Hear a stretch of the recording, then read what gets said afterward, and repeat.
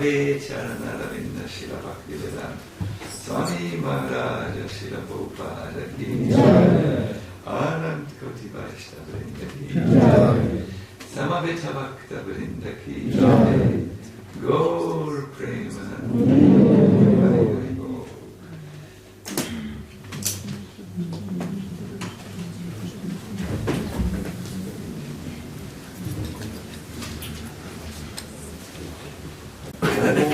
Namo Bhagavate Vasudevaya.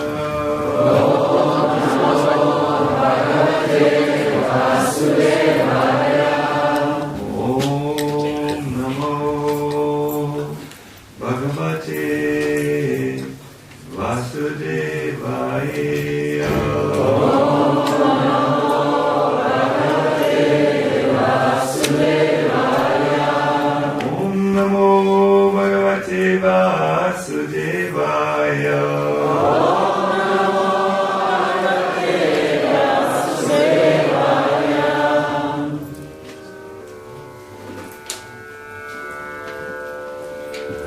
I want to welcome all of you for this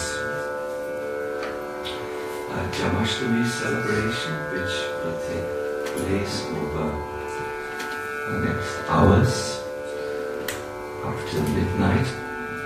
This is a very important celebration for all of those who have Shraddha in Krishna and in Bhakti to Krishna, Krishna Bhakti. On such festival days, if we are properly observing them,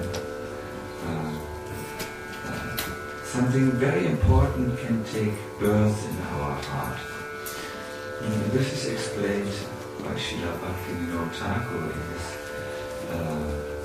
song Shuddha Bhakata Charana Renu. He describes in this song a few practices which give rise to bhakti, and one practice is to observe the festival days or appearance days of the Lord. During this festival days, we try to celebrate the Lord as much as possible by hearing about Him, like we will do now in the Bhagavatam class. We have different kirtan events. In the afternoon we will again gather together to continue listening about the deep significance of why Krishna removed the Bakasura demon. And then in the evening we will have a few very important programs. Most important, the Abhishek and the Midnight Arati. But there will also be a surprise. We will have a very nice it's the visit of to Vrindavan, it's called.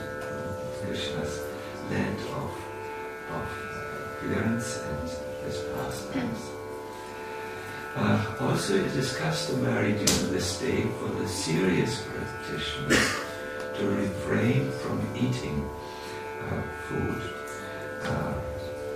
The reason of fasting during an appearance day is to observe what is called a little tapas, a little austerity, which will help us to take the mind away from our own sense gratification, our eye-centeredness, our ankhomameti. It is conducive to bring us to a more Krishna-centered way. One devotee yesterday came all the way from a foreign country, and I said, please make your Janmashtami celebration the best by observing it in a Krishna-centered way, putting Krishna and his pleasure entirely into the focus. And I request all of you to do the same. You are great devotees. You have the seed of bhakti in your heart. It is an astonishing phenomenon to meet persons like you in this world. Please let us join together our hearts and our voices and our hands to give Krishna a very nice birthday celebration. So, thank you very much for taking note of this. We will now go into the prayers of Queen Kunti.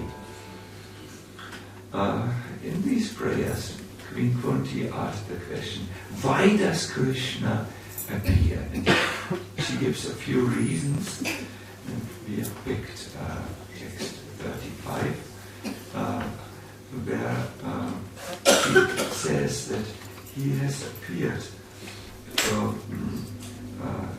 deliver the conditioned souls from them miseries which they have accrued due to residing in this world.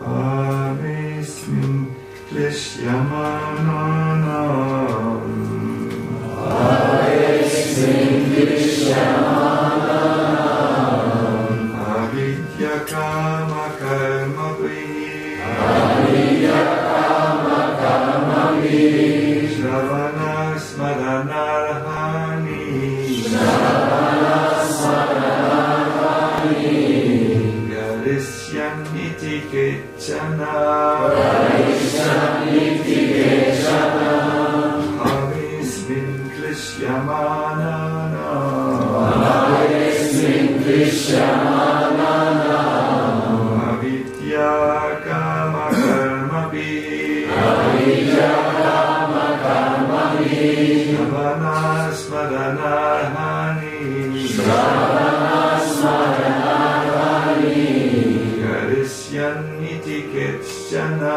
Garisyaniti kechana. Yes, someone else, please.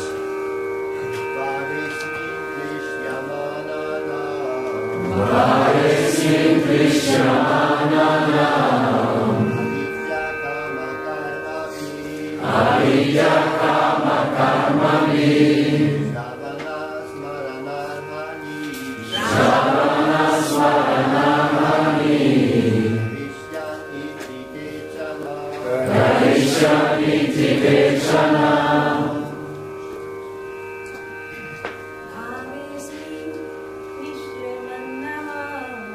Varismin Krishyamanana Avidya kama karma vi Shravana smaranarhani Garisyaniti kechana. Thank you very much. Have in the material creation. In material creation. Asmin. This.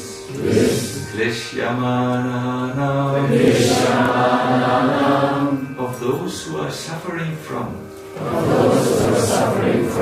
Avidya. Nescience. Kama. Desire.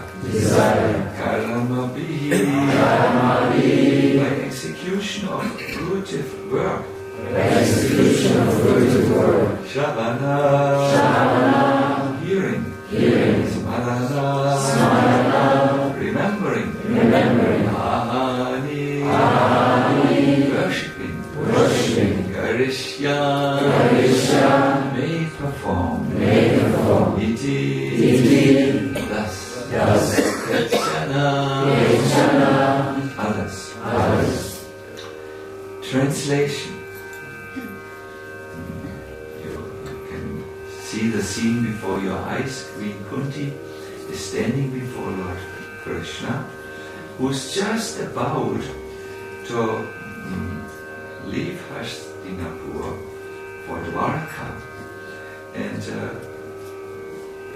Queen Kunti talks about his appearance.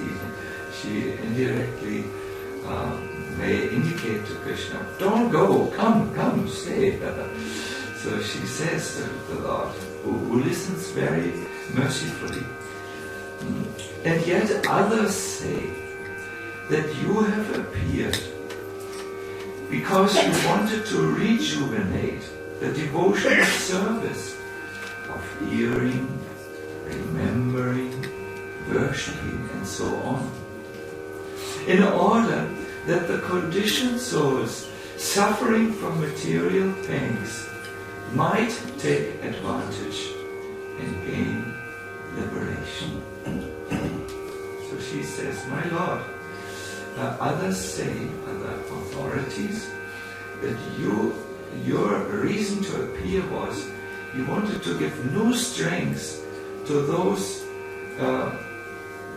means of bhakti by which one can attain you, that is, to hear about you, to remember you, and to worship you, etc. So you came to bring new strength with your appearance, to rejuvenate this.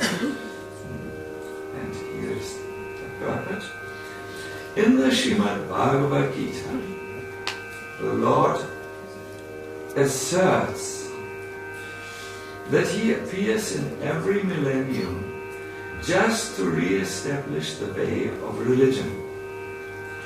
The way of religion is made by the Supreme Lord. No one can manufacture a new path of religion, as is the fashion for certain ambitious persons.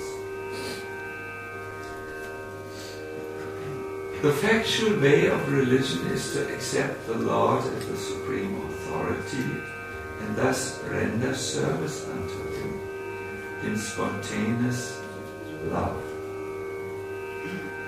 A living being cannot help but render service because he is constitutionally made for that purpose.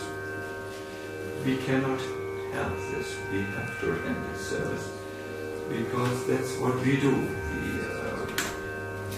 The wristwatches tick, the water or the sun rises in the morning, and we do service when we are healthy. The factual way of religion is to accept the Lord as the supreme authority and thus render service unto him in spontaneous love. A living being cannot help but render service because he is constitutionally made for that purpose. The only function of the living being is to render service to the Lord. The Lord is great, and the living beings are subordinate to him. Therefore, the duty of the living being is just to serve him only. Unfortunately, the illusioned living beings, out of misunderstanding only, become servants of the senses by material desire. This desire is called avidya, or nescience, and out of such desire the living being makes different plans for material enjoyment centered about a perverted sex life. He therefore becomes entangled in the chain of birth and death by transmigrating into different bodies on different planets under the direction of the Supreme Lord. Unless, therefore, one is beyond the boundary of this nescience, one cannot get free from the threefold miseries of material life. That is the law of nature.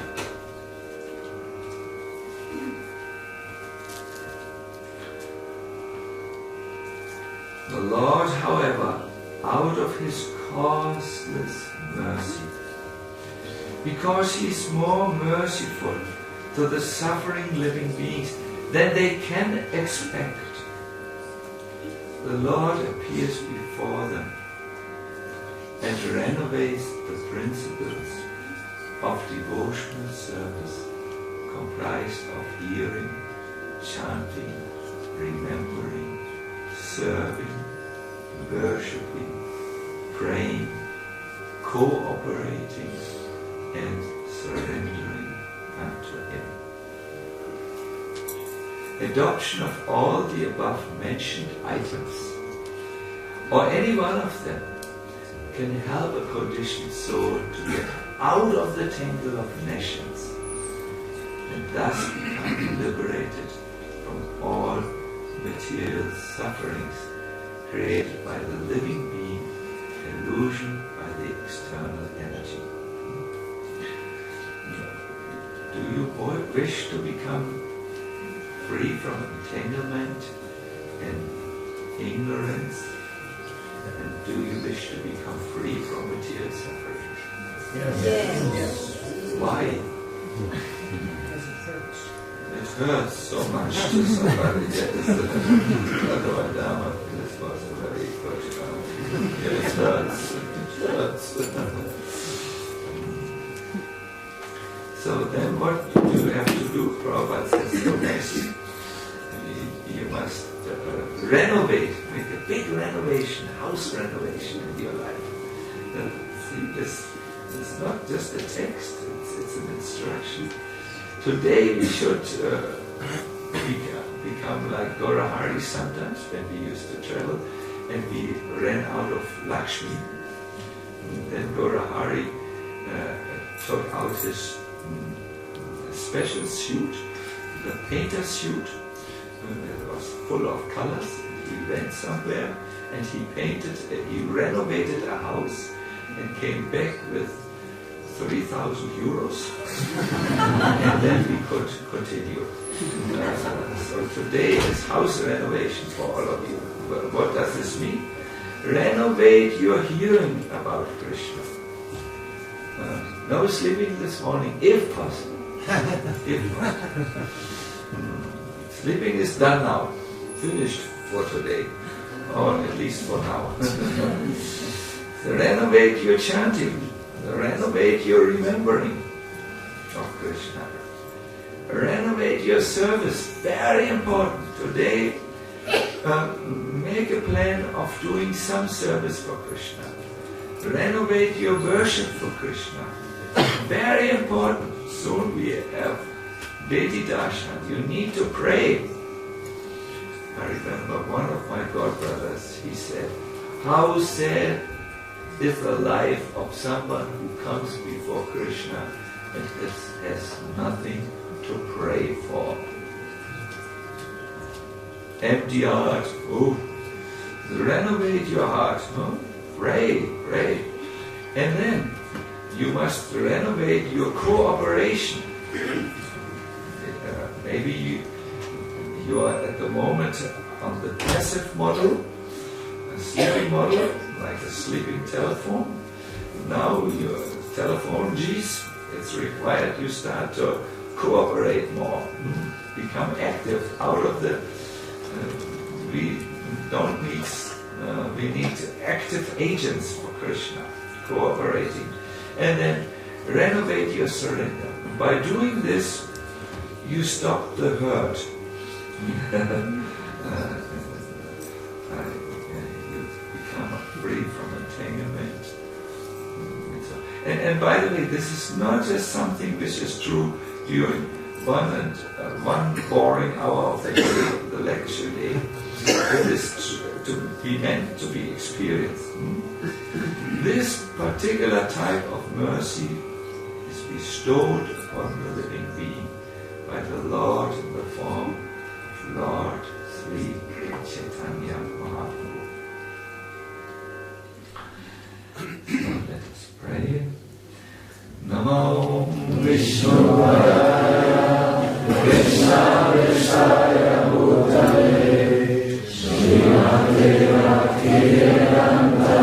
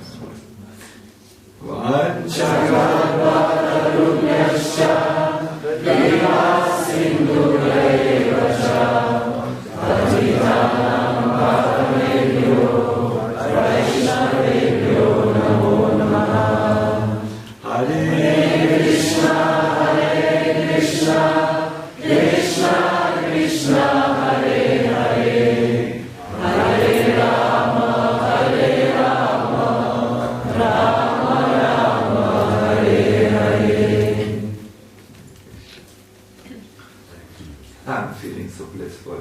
It's such a good day. I also have dressed in my dhoti, which I only use for festival days.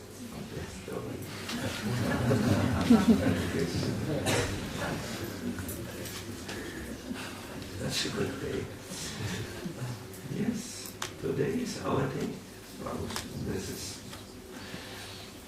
even if someone only by chance observes Janmashtami, the Lord is extremely merciful,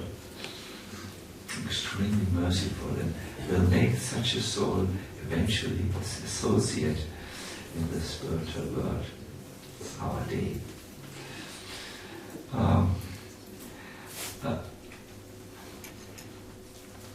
When we celebrate Janmashtami, it is very important that we become aware of Krishna's position. Hare Krishna. Is it possible to take another modus? This is so agitating. It's like a Turkish night or so. It blinks and you feel like looking at a Turkish truck, you know. Very Hare Krishna. Thank you.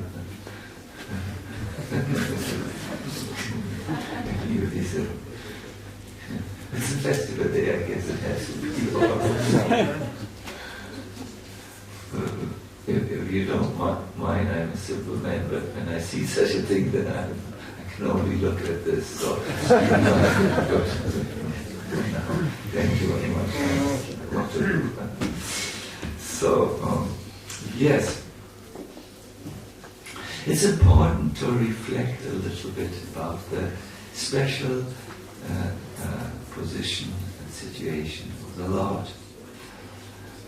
Jiva Swami says the Lord needs to be glorified because for attributes he is extremely merciful. He performs extraordinary pastimes. He is stunningly beautiful. And there's a fourth quality which I've forgotten at the moment. So, the Lord, we want to glorify Him today. We don't want to make the mistakes of the fish. Once it was Ashtami, full moon, and the moon rose. There was one fish in one pukur, a little pond.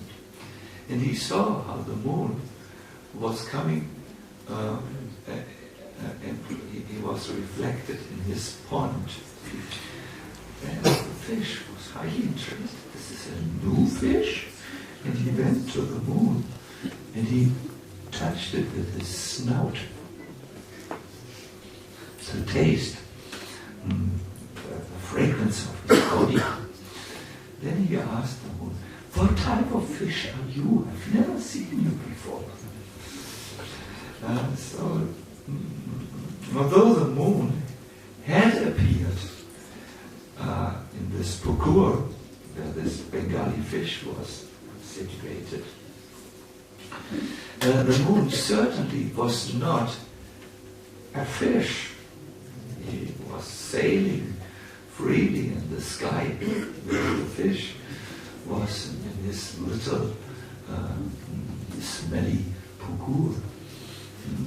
Where people go in the morning to relieve themselves. The moon was of a different category. So Krishna has appeared in this world amongst all of us who are somewhat imprisoned in this world of birth and death. But he is totally beyond us. Therefore the Lord addresses this point of dealing with him, and especially his appearance. In the Bhagavad Gita he says, "Janma kama chame divyam evam yogati tatvata." He or she who understands my appearance in truth, he has a very special result for those souls waiting Puna Janma Navidyati. They Tyaktva Deham Punar Janma Tyaktva Deham.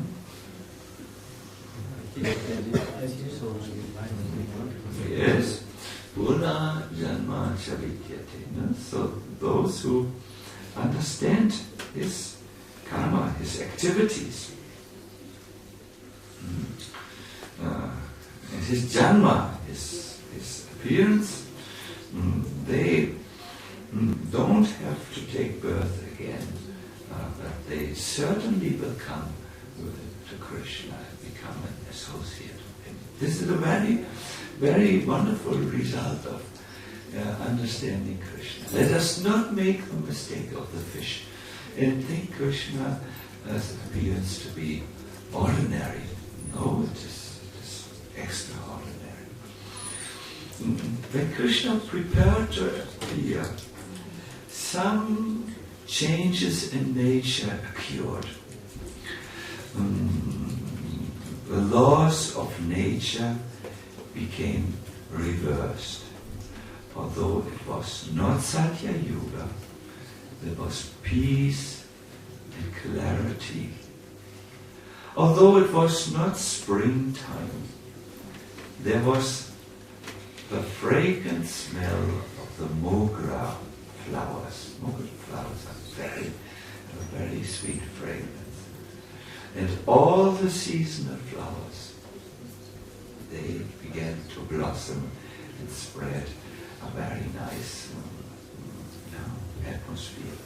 Although it was not summer, the mango trees were covered with very nice, fragrant mangoes. And although it was not really autumn, just before autumn, the sky and the waters were very clear. What was especially significant, one Acharya writes, I think it is Kavikanapur or Jiva Goswami make this notice, that the atmosphere was pervaded with the sound of the holy names. When we read this, we decided, it was, I believe, Gaurahari's idea, and we discussed the idea a little further, that we would try to create an atmosphere here in Goloka Dham,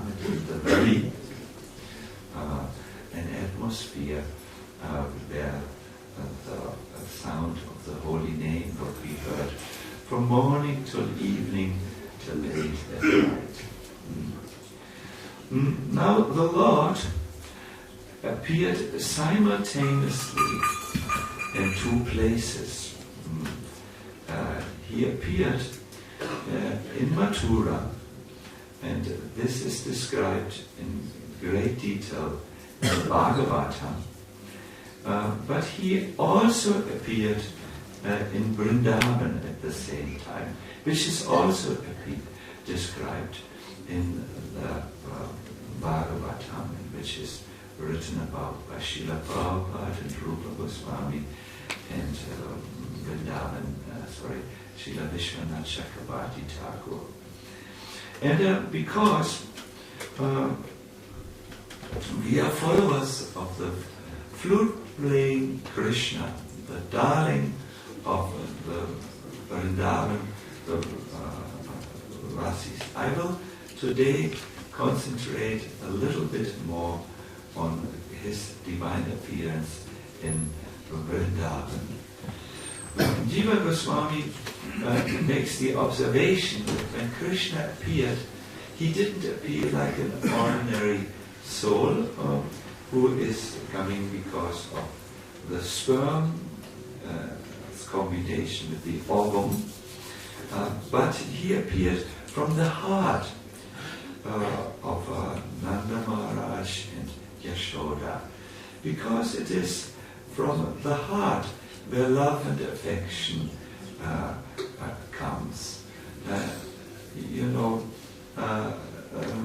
Love and affection comes from this place, and only persons who relate from this place to another person, from heart-to-heart relationship, affectionate, they have a close connection.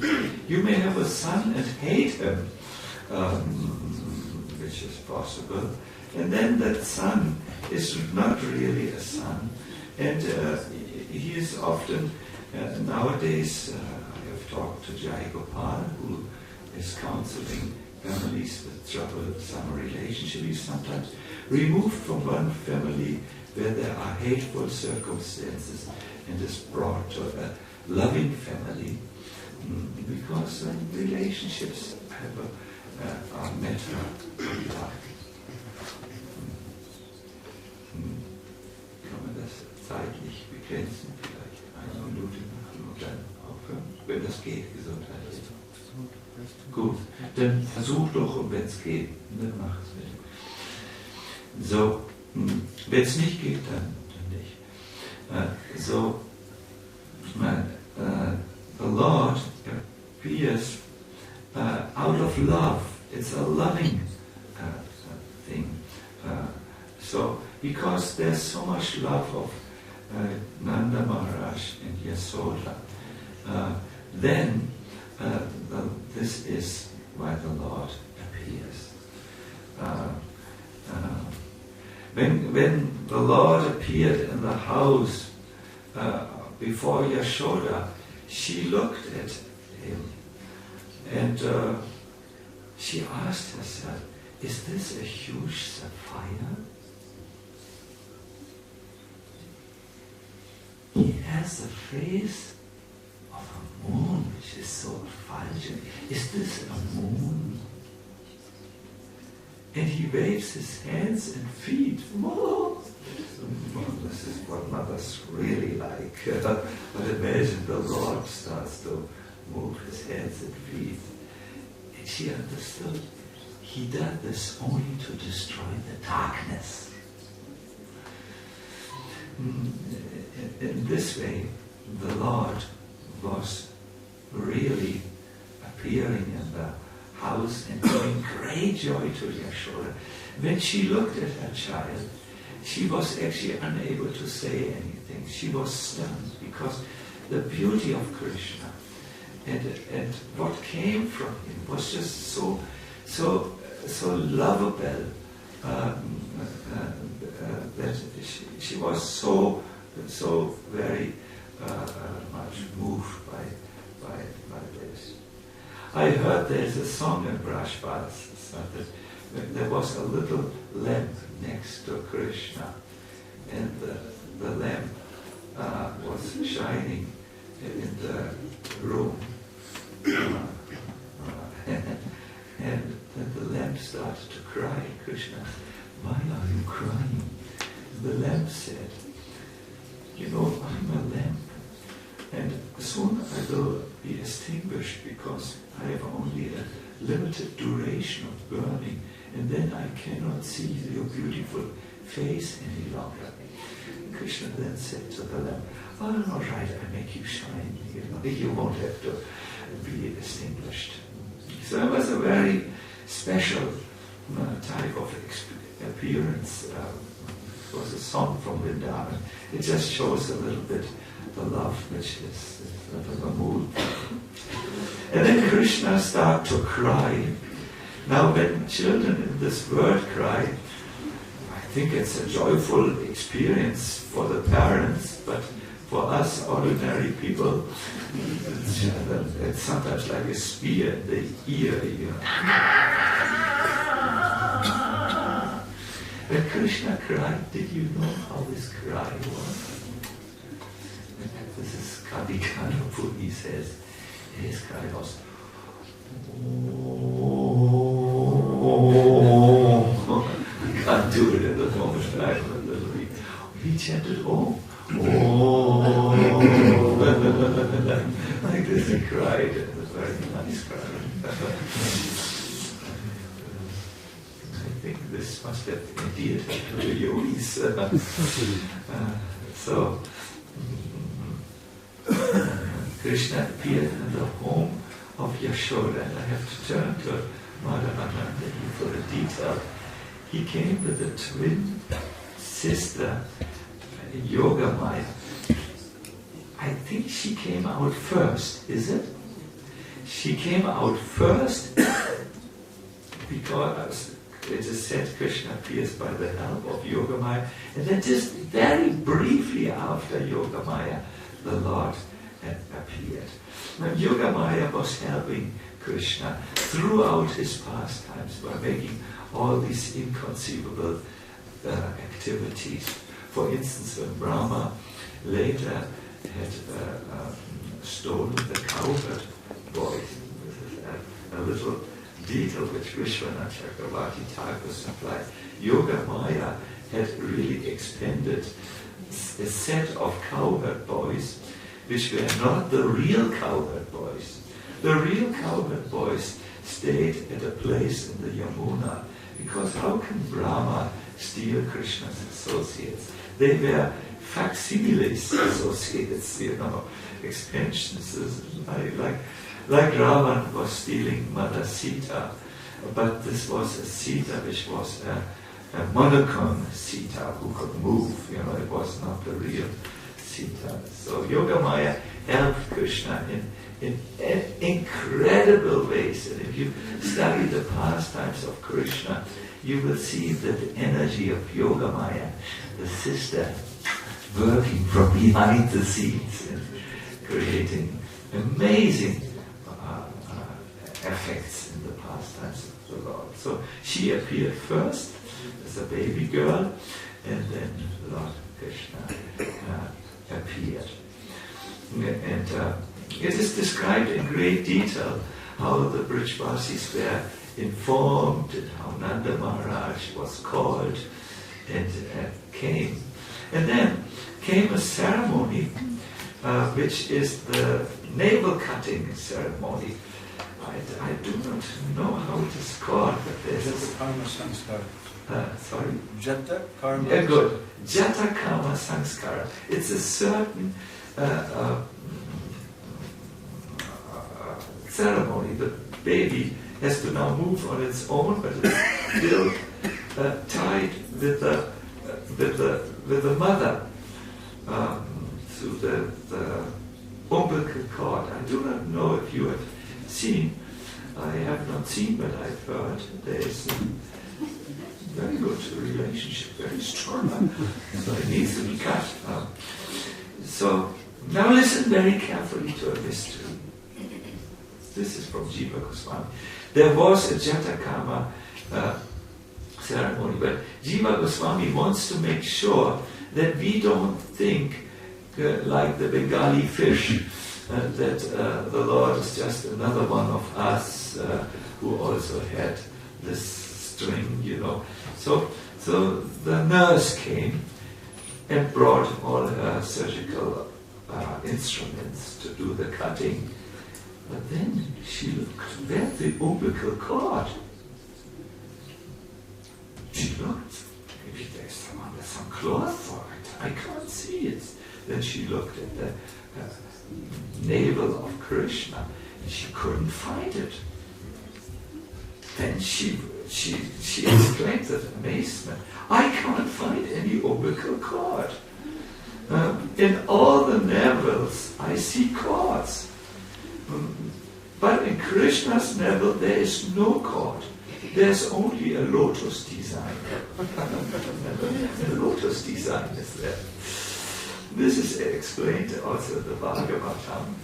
Nama Pankajanabhaya, Nama Pankajamaline, Nama Pankajanetraya, Namaste Pankajangraye. I offer respects to you, who has a lotus navel, who wears a lotus garland, who has lotus eyes and lotus feet. And then Krishna, seeing the perplexity of his people, showed his feet. And everywhere there's a prayer. The devotees said, said, "Oh Lord of Braja, you have a look, you have a conch, you have a wheel, you have a flesh, and you have lotus on your feet and on your lips." Everything about Krishna, my dear devotees, is truly amazing. It is not ordinary. And they prayed. And I want to ask you to fold your hands in prayer. O Prince of Braj, O Prince of Braj, O young child, please protect us for a long time. Please protect us for a long time. Give us auspiciousness. Give us auspiciousness. We desire to see your smiling face. We desire to see your smiling face at all times. At all times. And then they continue. We will. Thank you. The fortunate person will see you playing with the cows. You will kill the demons with your strength, and you will give special results to your devotees. And I think we hear about one of these results which Krishna gives to the devotees. When you sincerely think about Krishna's pastimes, there's a special result which is there for all of us here in the material world. Queen Kunti says this. If you hear about Krishna, sorry to wake up. I'm sorry, I'm a little tired. It's a long festival. Queen Kunti says this in the next verse.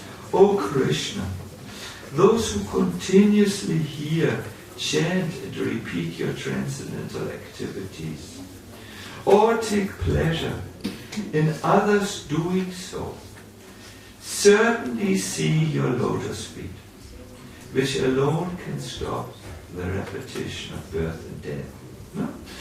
So, when you engage with Krishna in any ways, if you add Krishna in any way to your life, then, my dear devotees, you will see the lotus feet of Lord Krishna. This is a special result. Brahma, Shiva, the great rishis desire this. Rupa Goswami says, who am I to desire to see you, to have love for you in my heart? It's a result which even the great saints and sages don't dare to ask for. But those who engage in these processes of bhakti, they will see this. And this will bring me to a point with which I would, the last point, I will explain it in some detail, which is very much my own meditation on Janmashtami.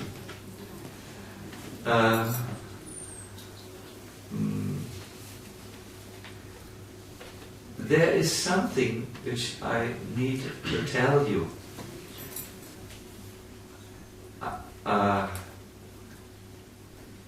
We have to learn who a person is by knowing his desires.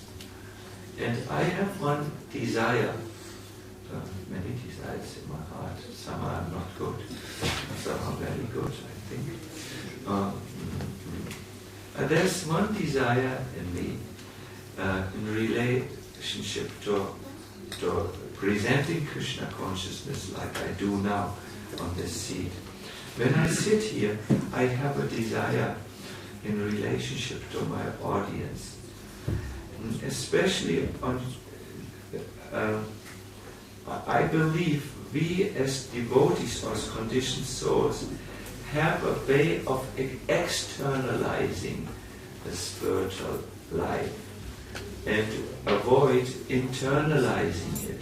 For instance, I was amazed to hear in an interview which I had a couple of days that a devotee, a very old devotee was thinking of Krishna consciousness as a way to make a career, a spiritual career, that is to move upwards in a hierarchical sense of position, temple president, country president, world president, guru.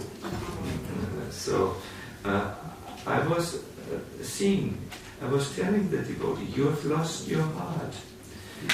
It's not about this. This is a secondary place.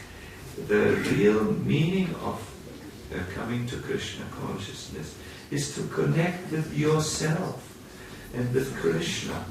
There is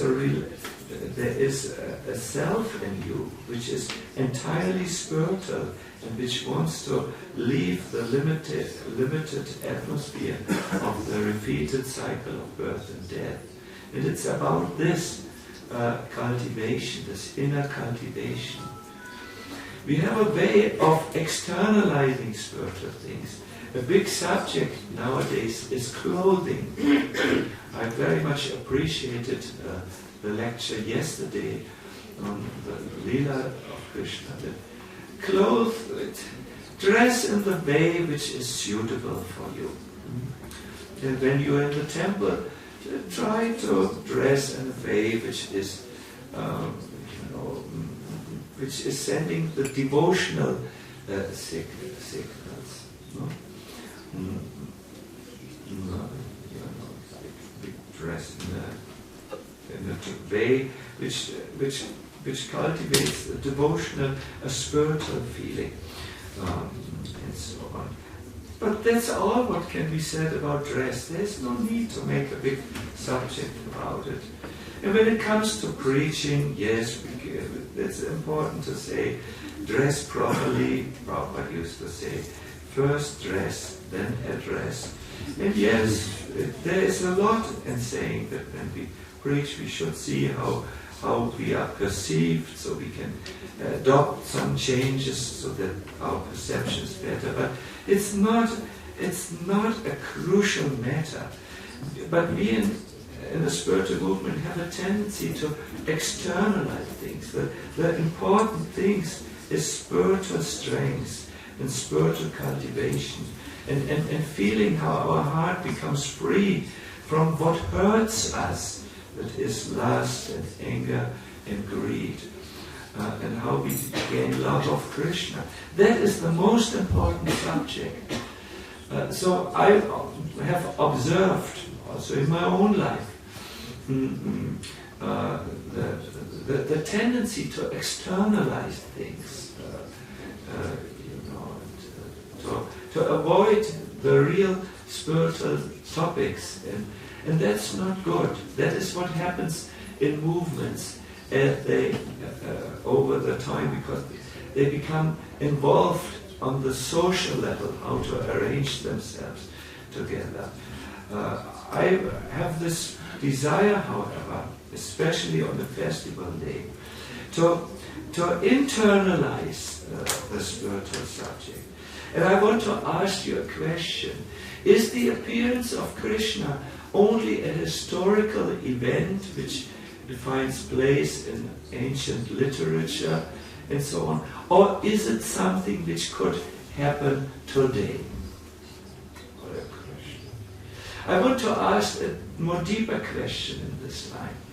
Is the appearance of Krishna only something which happened to the Brajavasis and the Mathuravasis? Devaki, Vasudeva saw him at that time when he appeared as Vishnu to them. Is it something which happened only 5,000 plus years? Or can Krishna appear also nowadays? And then further question, could it be possible that Krishna appears in your heart? Could it? What if he could? I mean, I'm just asking theoretically, I'm not saying. What if there really is a Krishna? I mean, think about it. What if there really if it's really true that Krishna is the holy name, I don't mean just for a philosophical lecture when you say, yes, philosophy. What if all of this is true? This is a deep question which we should ask.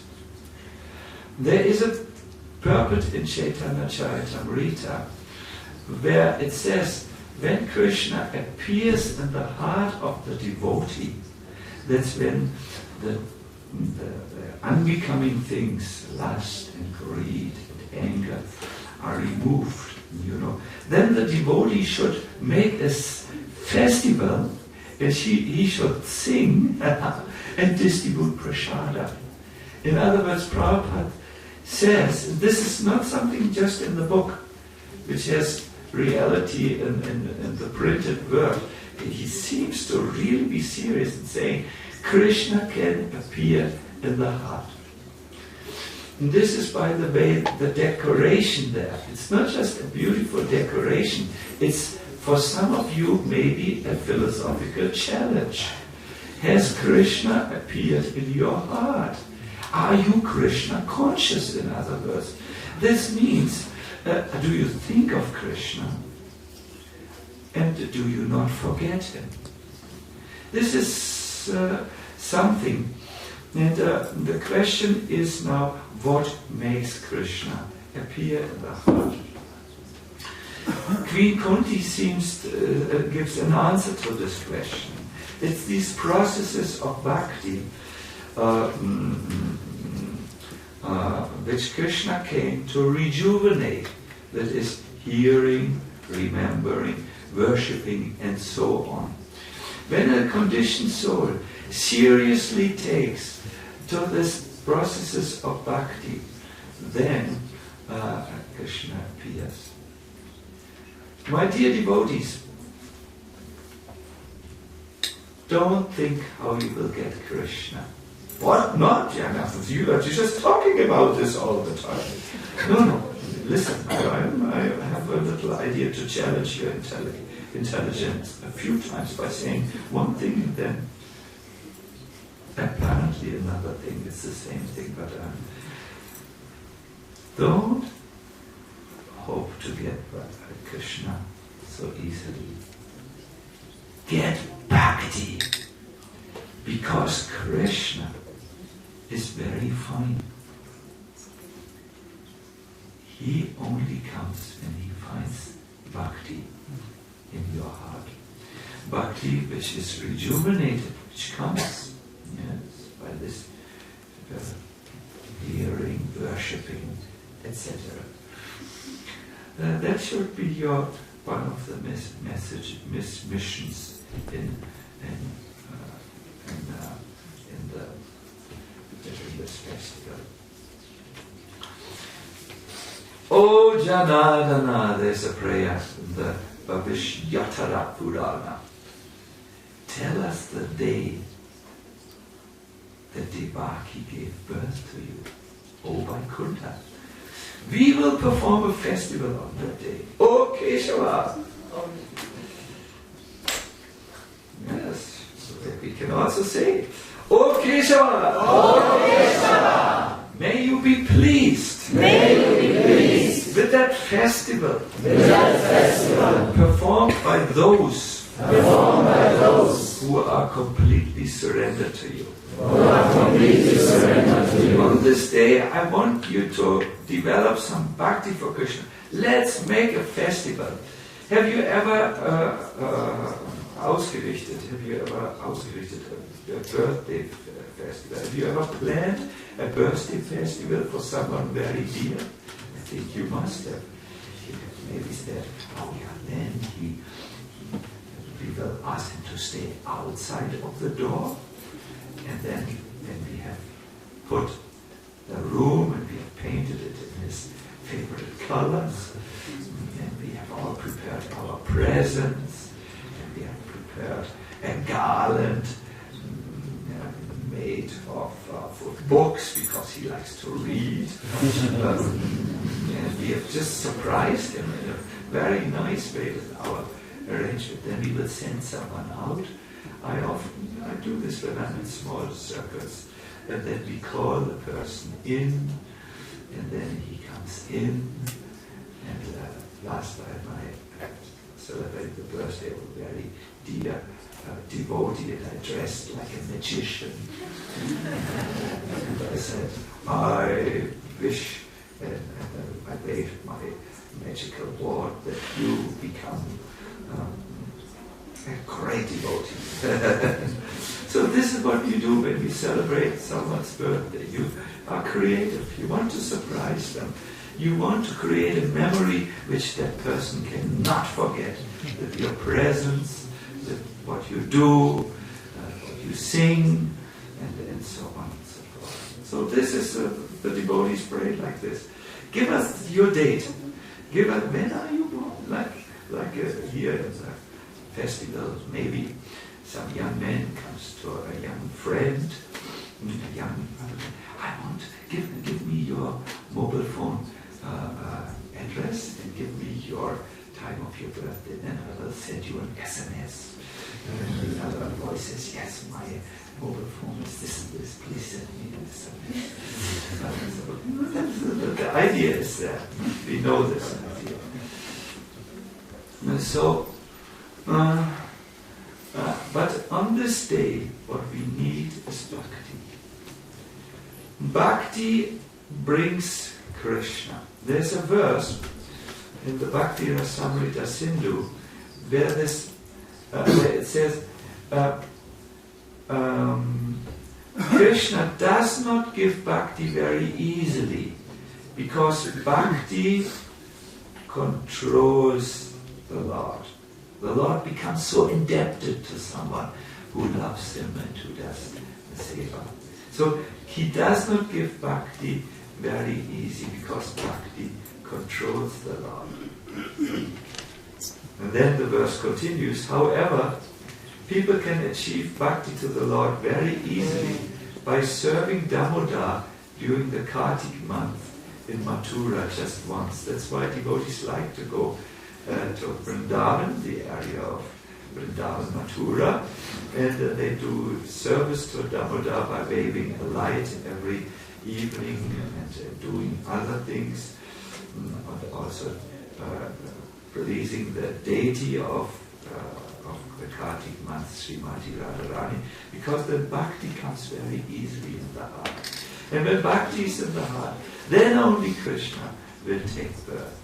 So, why is it that Krishna gives bhakti not so often? He doesn't give it like so easily.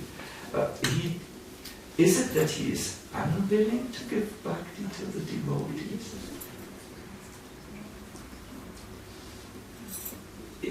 Why is Krishna so hesitant to give bhakti?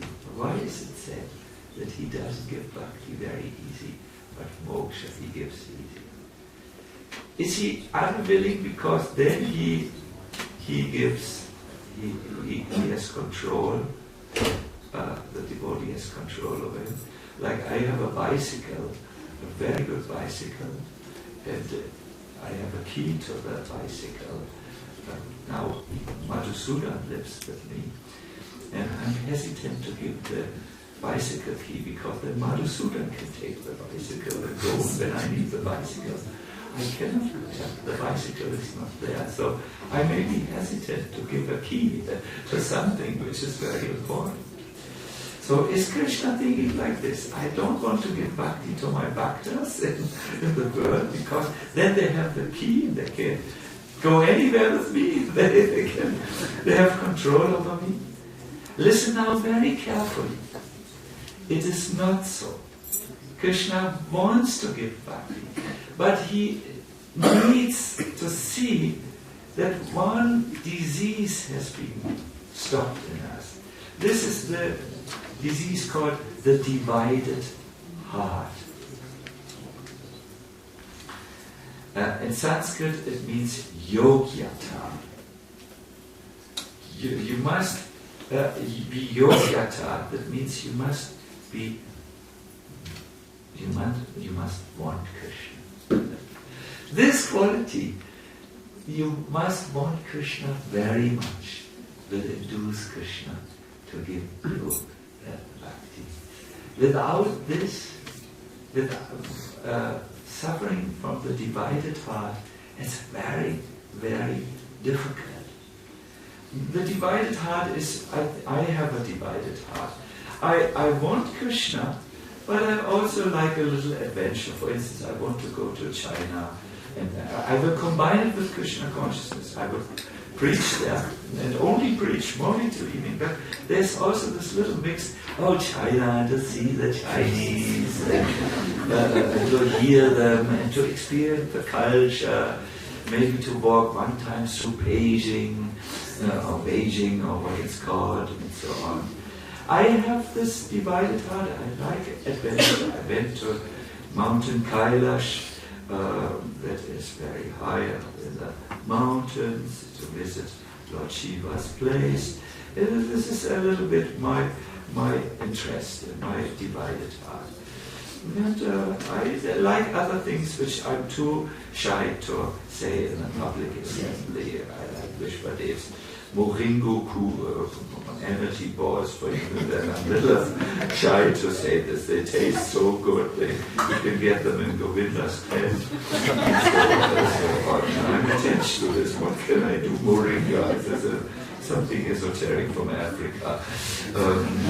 Gives strength. This is called a divided heart. It's a very serious problem in spiritual life, but also in material life.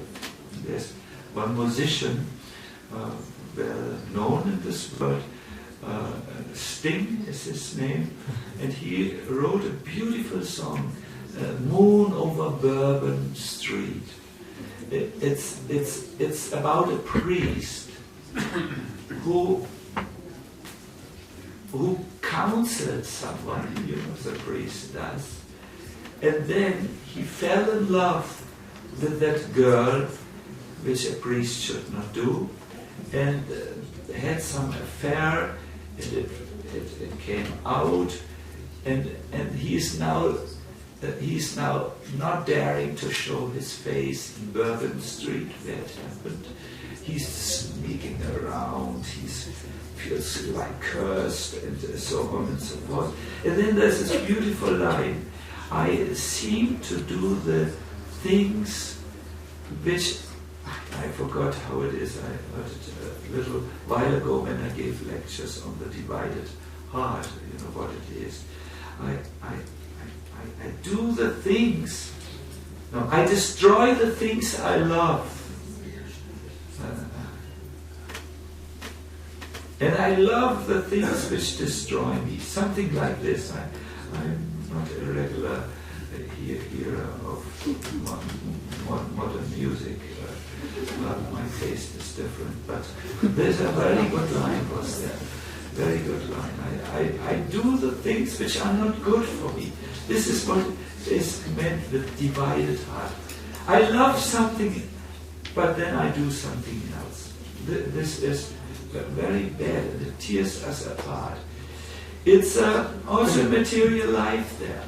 We have a sabotage program in us, which goes against us. We could do so much if we would always do the opposite of what is good for us. Like people smoke, for instance, although they know it kills their lungs, or they quarrel with those they like most, their children, for instance, and then the children leave the house prematurely, and so on and so forth. We often are divided, but this is very problematic when it comes to Krishna or Radharani. We want, we say we are devotees, we are even dressing like devotees, do with all the this and the that, and so on. But our heart is divided. It wants something else, and we are sometimes not strong enough to go against this. So there is a medicine against the divided heart, which is the art of prayer. If you want to know the art of prayer, pay one more time attention and then you get it. The first kind of prayer is the Samprathanatmika Vidyapti. Sounds a little foreign to you, I know. It means a simple prayer where you express what is in your heart. Goloka Dham supplies this prayer. He says, just as the mind of young woman is naturally attracted to boys, and the mind of young boys is naturally attracted to young girls.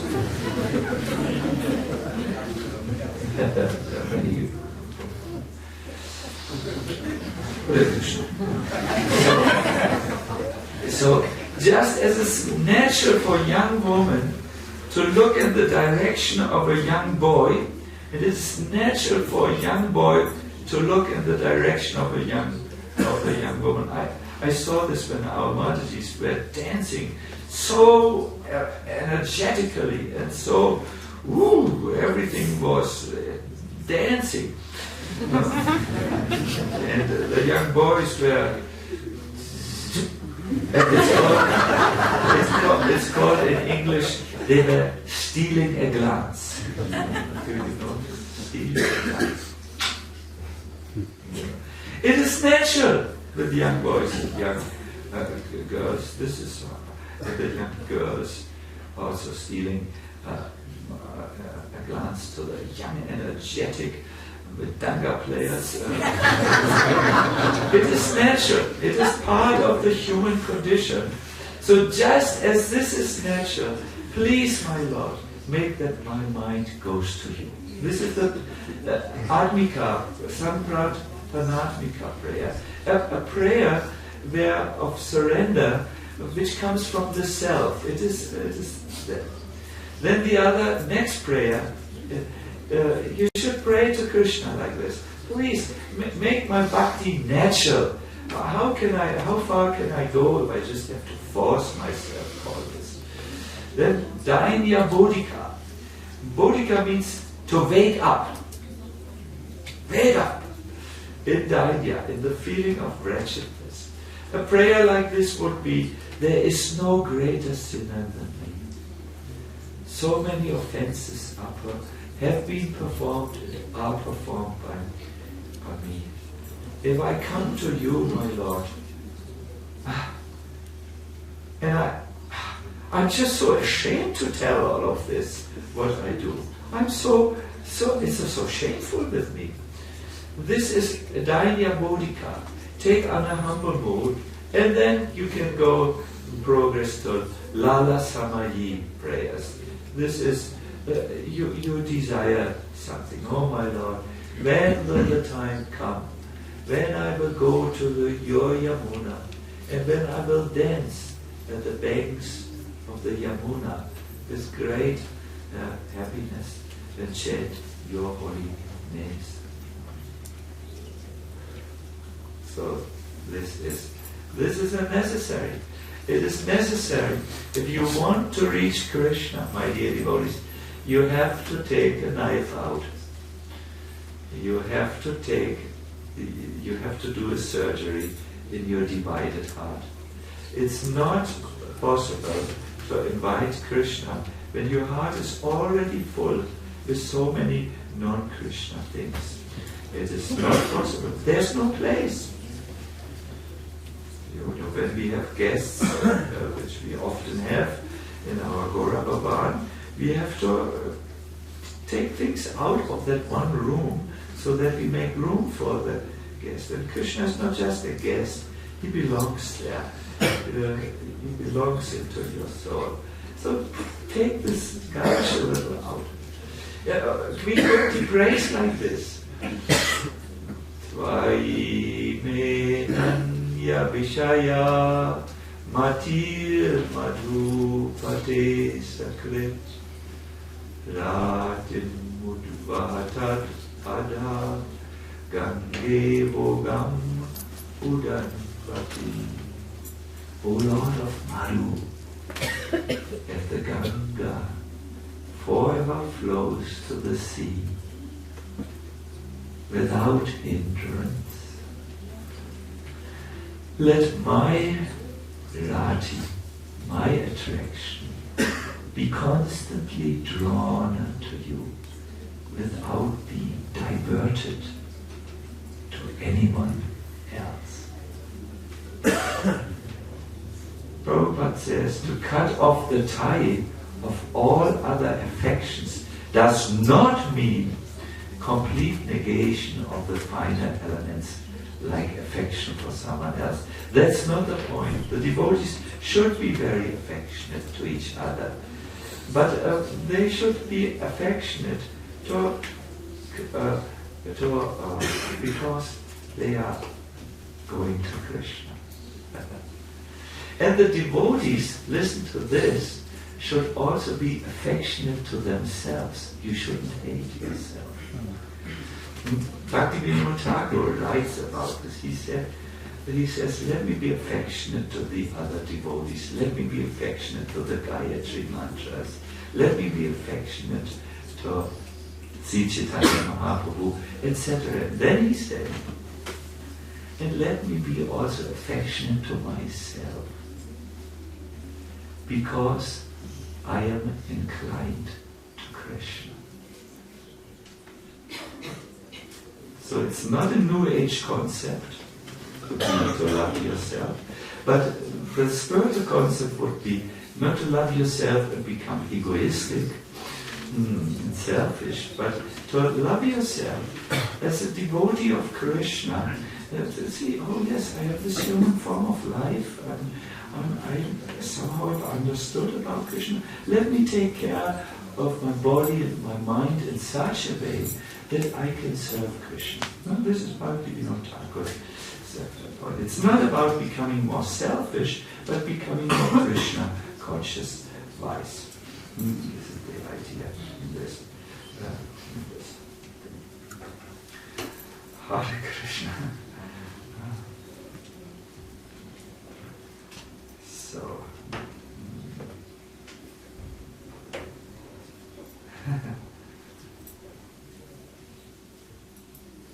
are you sometimes thinking how you can become more Krishna conscious? Yes. That is there. Yes. Are you sometimes sad that you are not so Krishna conscious? Yes. It is also there. So today, I will request you, you can ask for this yogyata, this quality that Krishna, please make my heart go in your direction.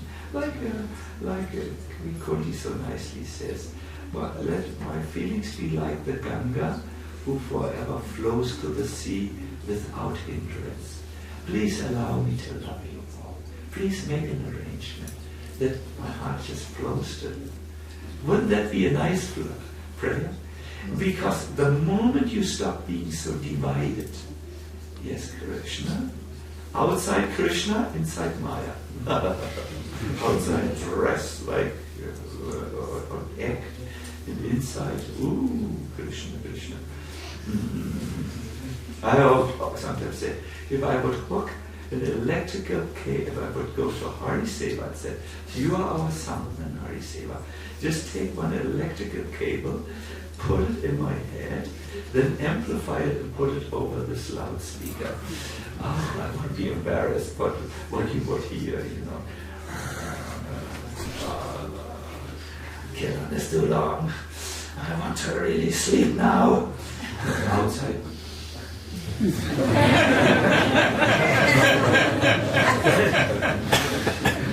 He doesn't know to sing. Oh. Let me sing. Right, so nice. Stop, my dear. Why did he went overtime? This is not fair. There's a better singer coming after him. Why is he so indecent? All right, Mama. if you would hear all this, what goes on in my mind during the Kirtan Mela, you would never invite me again.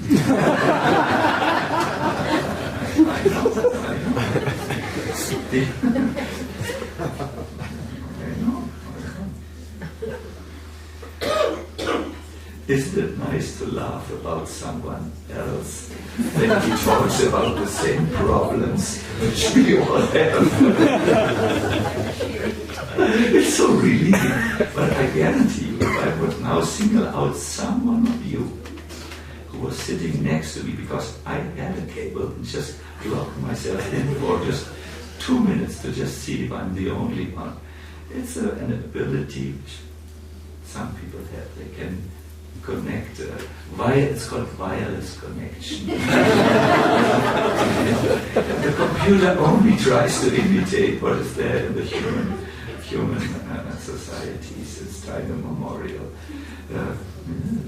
It's a divided heart. It's a problem, and it becomes a problem when you really want bhakti.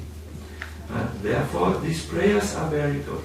My dear Lord, let my mind flow naturally towards you, like the Ganga. Oh, here's an example of young boys and girls. It expresses the same thing. And Dainya Bodhika, wake up in feeling, oh yes, I'm actually not as good as I pretend to be. But then don't be hopeless. Ask for some service. Ask for something. Krishna will certainly give it to you. It will certainly be given. Good. Hare Krishna. I want to see now if you have a question. Not all at once, please. Yes, one. Yesterday you said we should chant always the holy name 24 hours. Can you give you some advice how we can do? Because we try, but sometimes we forgot. And after some time, remember again, is there some... Yesterday we heard that we should always try to chant the holy name. Lord Chaitanya says, Kirtaniya Sada Hari. And we try to chant during the day. I live in a guest house and I always hear devotees singing in the rooms, in the corridors and so on. It's nice because we try to learn this, to chant as natural as breathing is. And how can we come to this? In Hari Bhakti Vilas is a statement, it says, only a person who has acted for many lives piously, I think it means devotional piety, devotional, can constantly chant. I have this secret hope in my life that after many lifetimes I will come to this, that the holy name is always there. And we hear from the history of Vaishnavas that some Vaishnavas would always chant, even when they, the daughter of Thakurani would always chant, even when she was in lectures, she chanted. And Mahaprabhu also chanted. He had this problem once because he chanted in the bathroom. Always. That's another story. So, how to come to it? Krishna Karuna, it can't happen by mechanical way. Okay, let me somehow have maybe I should have a tattoo, always chant, and then I'm reminded that, it cannot come like this. The way it comes is if you become humble, just genuinely humble, and have that feeling of Dina. It's a certain mood which comes due to three factors. It comes when you feel you have made a mistake in your life, to be here. You have, I will say it in American English, I have blown it. But you have that feeling, if you feel everything is alright, I'm great, it just doesn't come, you don't turn to Krishna. Why? Everything is, you feel, I'm great, no, something, I'm extremely beautiful, even in old age. You have some illusions about yourself. And then, why turn? And then you cannot turn the feelings to Krishna. So you must have that feeling of wretched. It's not artificial when you just think, oh, I came here to this world, and I'm acting as if I'm planned to continue to stay here. I'm really out of tune here with the Vaishnavas, with the real Vaishnavas. Like this. But this is very dangerous for a person like you. Then you will think all day, I'm so bad, I'm so bad, I'm so bad, I'm so bad. That's not the idea. That means you're turning to think again materially. You think about yourself. What is so interesting in yourself being good or bad? You are a work in progress at the moment. You will become good. Humility doesn't mean to think now, self-master, look at me, and I just took this plate and it fell off my hands, of course, because I'm so bad. I, me. This is totally uninteresting. Think about Krishna so easy. And then that is real humility. I think in our Hare Krishna movement sometimes this dinata has not been understood, this feeling, because the devotees begin to think about, first they used to think about their so-called good qualities. I'm so handsome, I'm so well educated in the German language, and so on. And then they think about their bad qualities. The scriptures say good and bad is just a mental concoction. It is. Think of Krishna. Think of Krishna. And the hope for the hopeless. When you're drowning and there's a ship coming by, will you think that I'm not so cold, I'm so drowning? You will think, wow, a ship is coming by. Ship G, come. Ship. Your mind will be all on the ship. So when we drowning people see the chance of Krishna consciousness, let us think about the good ship Krishna consciousness. Yeah. I heard a story about Bhavananda Prabhu. He was flying first class somewhere around the 70s. It's very obvious that the flight attendant was very disturbed because he was dressed as a monk. So she was going like this every time she went by him, and eventually she gathered enough courage to confront him and say, excuse me, can I ask you a question? If you're a spiritualist, how come you're flying first class? And he said, well, actually, I'm on a mission. I should be the only one flying on this plane. I don't know why all these people are. So that's just to illustrate that if there was a way to amplify our thoughts, you will probably be the only person invited to this festival.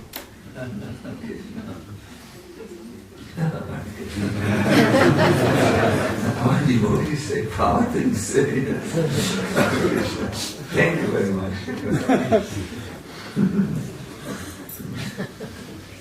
Yes, one lecture is. Thank you so much. Guru Maharaj, we are in this strange situation that we are among devotees who are very interested in just talking about the philosophy and not Krishna Katha. And I'm thinking about my kids. If I have a very limited time, and what should I do? Should I associate with devotees who just want to talk about philosophy, or I just say this time for me, myself, to read about Krishna? And what should I do? This is a dilemma. This is many devotees, they don't want it. I'm not qualified, but it is according to the need. Your sadhana or spiritual practice, and for us hearing about Krishna Katha or philosophy, is a sadhana. Can, as we evolve, become more than a sadhana. But it should be a nourishing sadhana. You should see what nourishes you. Especially when you're older, it's very important that you monitor your spiritual life to see what nourishes you. Sometimes we need to hear philosophy and the philosophical description is very important for us. Sometimes we feel, oh, I need to know now about Krishna. I felt that very much. I was preaching and doing service. On the festival, one has many services, and one is preaching, and I was there, and I knew there's some Krishna Katha in the temple. And I said, I have not heard, I've done so much. Before the festival I was traveling, and I had to spend with non-devotees so much time. And I really need to hear now about Krishna. And I went to the Krishna Katha lecture because I felt my heart was yearning like this. But then there are times where I really need to understand the philosophy of the Gita very precisely. See, Vishwanath Chakravarti Thakur, I'm sounding as if I'm dead now from Vishwanath Chakravarti Thakur says it is good, the two things are good. He says, when you only eat sweets, your digestive power may not be sufficient to digest it. Some have the digestive power to digest only sweets. The Mathura Brahmanas, for instance. At least when they are young, in the old age, I can see also there's some problem with the bodies from the sweets. But then some need is required, So this understanding about Krishna's glories, Aishwarya, and also philosophy is bringing us to this. We need to hear, you're not the body, Mandaleshwari, you're not the mind. Sometimes devotees only take sweet and they cannot digest it. And you can see it in the behavior. It has some dysfunctional behavior, not dysfunctional, but some behavior which is not the way of great devotees, although they try to imagine this. So sometimes you need to see what nourishes you. It's like a meal. Sometimes you're a housewife, you know how to cook. Sometimes you know, now better, I cooked pizza yesterday, I cooked pizza today, and I plan to cook pizza tomorrow. Then all my family is sick and complains about stomach problems. So I better one day pizza, and then I do the dal day, having purifying dal day, and so on. And you must monitor your spiritual life and see what nourishes you. So usually when we don't know this, we should ask someone who is placed in a superior position devotionally, either devotees who are more advanced or our spiritual master, if it's a real important question for us. But it's never either or. When you like I can tell you, because I know you're I have a tendency, I like very much Krishna Lila, forget it. I don't talk so often Krishna Lila because I know my audience needs a balanced diet, but I personally like very much. Very interesting, the Balaram's appearance day, I realized I should also read Bhagavad Gita very regularly. And I got a present of Bhagavad Gita with the zipper, so this can be taken everywhere. I guess it should be in. Where is it? No, it's in my room. That would be nice if I could have shown you. But it's usually always in the bag because it has a zipper. It can stay there unharmed. And I begin to, it's very important. This philosophy has to have a balance. But then we need, when we can see when we need what. Good. Krishna Chaitanya, please. In the book of Srila Prabhupada, it's speaking few times about we should practice spontaneous devotional service. What could it mean exactly? Because sometimes it seems to me, from my understanding, that sometimes we could have some idea to make like some spontaneous devotional service, but it's coming from our condition, from our own desire. So, what could more deeply mean practicing devotional service, spontaneous devotional service? I would like to refer you to the Nectar of Devotion, where this is explained. Many of us devotees feel that sometimes within the social discussions these terminologies get weighted down with, circumstantial things, and we forget what these terms really mean. Now in this audience, your question is really, I'm not sure if I totally understand how to do it properly. Sometimes we do it out of our mental imagination, and it may not be according to the Sampradaya or according to Krishna's desire. I would say Krishna's desire.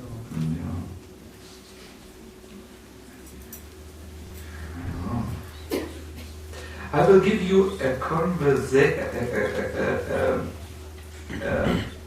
very careful answer and a very open answer.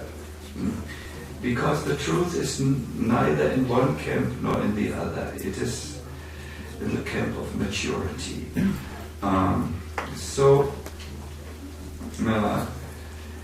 There is a problem with, and has been a problem in our society, with the interpretation of spontaneous devotional service. Devotees have interpreted spontaneous devotional service, which according to the scriptures is not motivated by the fear to not follow everything properly and then go to hell. Interpreted this, okay, let's become a little bit free with the rules of regulations. I have no longer fear, and so on. They have interpreted it to mean, okay, Vaidhi Bhaktas go to Mangal Arti, I don't go to Mangal Arti. That's spontaneous devotional service. That I have personally seen. I have. That is obviously not the meaning. The meaning is something that the devotional service is spontaneous devotional service is not motivated by a selfish concern. Okay, if I don't do this, I will suffer. It's motivated by the spontaneous desire to give pleasure to Krishna. No. This is very important. It's about motivation. So when something comes from this place, you do spontaneous devotional service. I believe Prabhupada has instructed us in this by saying, do this for the pleasure of Krishna. He wanted that we do it with a proper motivation, and not the motivation which this rules people have. I follow this. By following this, I get moksha, or I get freedom from this suffering, and so on.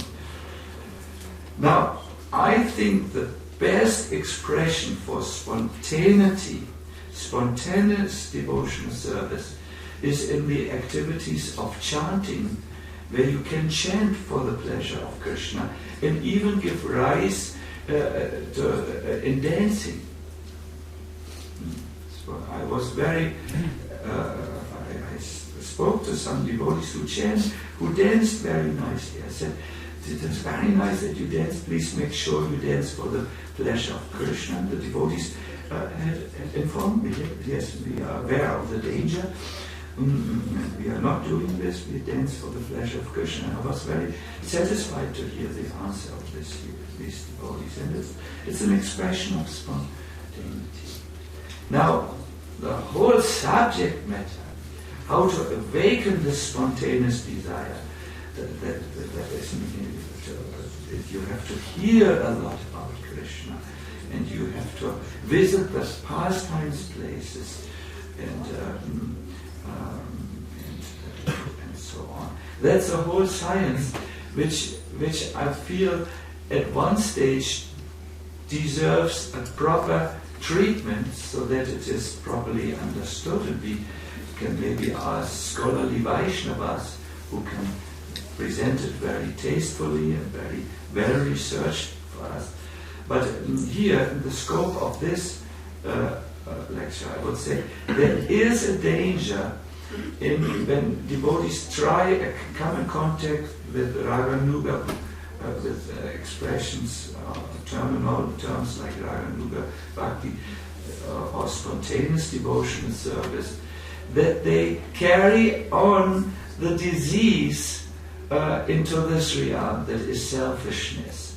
And then it is not really spontaneous devotional service, because the motivation is not to give pleasure to Krishna. The motivation is to still the same as many or most of the Vaidhi Bhaktas have, to do this in order to save my skin, or to have any other selfish reason. So, the way I understand our particular line of Srila Bhakti, which was taught from Bhaktisiddhanta, Kirtan is a very good forum to express spontaneity, to sing for the Lord's pleasure, connect with Him, look at Him, give pleasure to His ears. Like Gaurahari always says, the Lord has very fine sense of hearing. His skin is already so fine when the leaf comes in the forest of Vrindavan and falls on the skin because he wants to associate with Krishna very closely, then a little imprint is there on Krishna's skin. So very fine, Krishna is so very fine. So he has also very fine sense of hearing. So to chant for his fine sense of hearing, that is very good. And he can express what is inside. I can see Gaurahari here with that vibration of "you're too long." So I will end the class here. Have I read your vibration properly? It was not too intense, but it was there in the back. Srila Prabhupada ki